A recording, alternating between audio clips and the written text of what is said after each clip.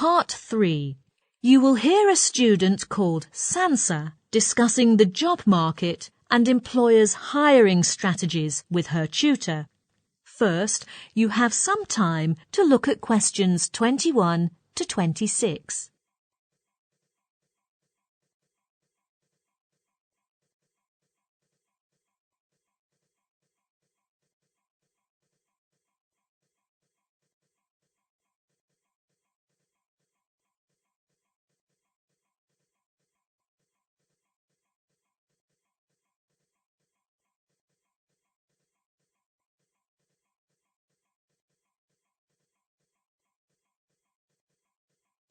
Now, listen carefully and answer questions 21 to 26.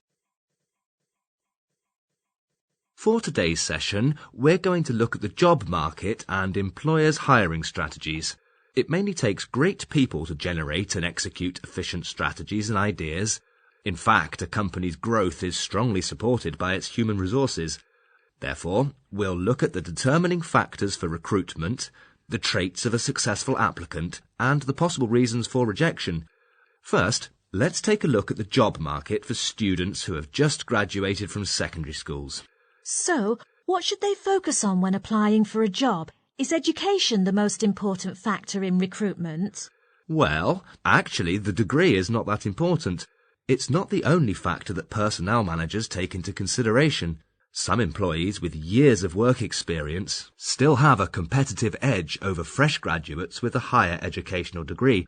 However, with neither an impressive educational background nor practical experience, secondary school graduates should stress that they have great enthusiasm for work.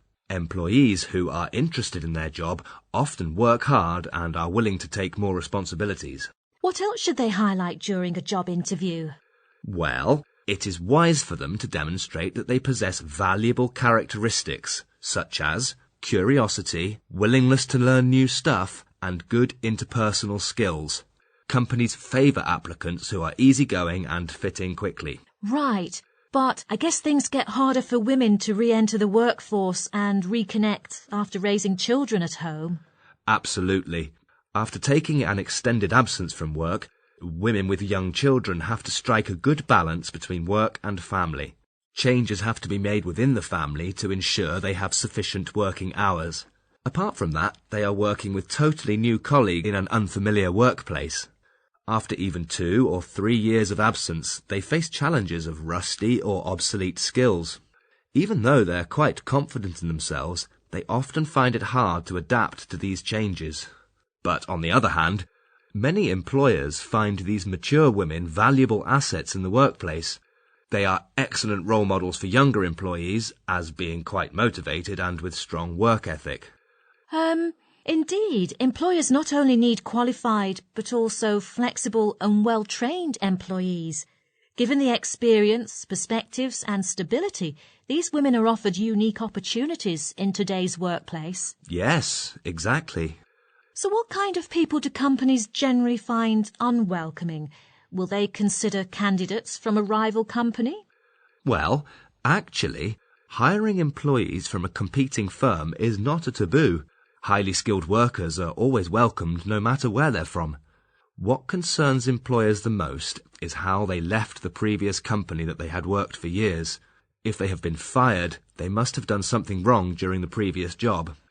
What about people who remain unemployed for a considerable period of time? Well, this type of employee isn't at the bottom of the employment list. The reason why they remain unemployed is the key. Most companies cast doubts on applicants who left the job simply because they didn't like the working hours or the work assigned. Before you hear the rest of the discussion, you have some time to look at questions 27 to 30.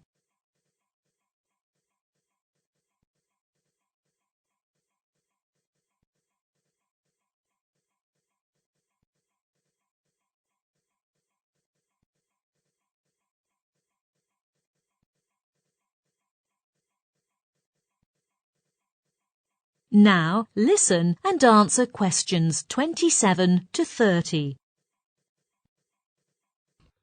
Have you read any articles about worker retrenchment? Yes, worker retrenchment on a massive scale is sometimes introduced as one of the short-term measures to resuscitate the industry through the reduction of overhead costs.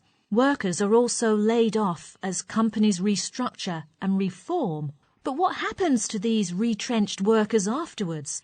Is it easy for them to find another job? Well, generally companies are reluctant to hire them. Why is that? They must have plenty of work experience in the previous industry. Isn't that a strength for them in the job market?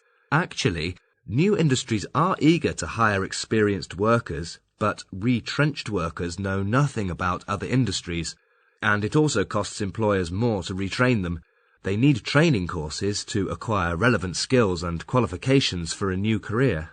Our government is providing public training programs to help them identify their current skills and acquire new skills to improve their career options. Isn't that right? Yes, but retrenched workers are generally too old. They are less motivated and energized at work. Companies thus prefer younger employees to them. They are also reluctant to adjust and are unwilling to be retrained. Do retrenched workers from companies with big names have an advantage over other job applicants? No. Employers today value skills more than where they're previously from. Right. So, what are the most common factors of rejection during application? Applicants are rejected mainly for 3 reasons. First, they have experience and skills that are irrelevant to the industry. Even experienced workers may receive rejection letters. Wearing appropriate clothes and how they look during an interview are key to a successful interview. No matter how good their presentation skills are, a shirt with stains or informal clothes like a pair of jeans only means the applicants aren't taking the interview seriously. Yes, during an interview, formal dress is key to a good start and will inevitably affect how people evaluate you later. What's the third factor? Let me guess, is it interpersonal skills? Yes, companies are eager to hire people who can work well with others and fit in quickly. It's difficult to work in an environment full of conflicts. Therefore, people who don't get along well with others are often rejected. I see. That is the end of part 3. You now have 30 seconds to check your answers to part 3.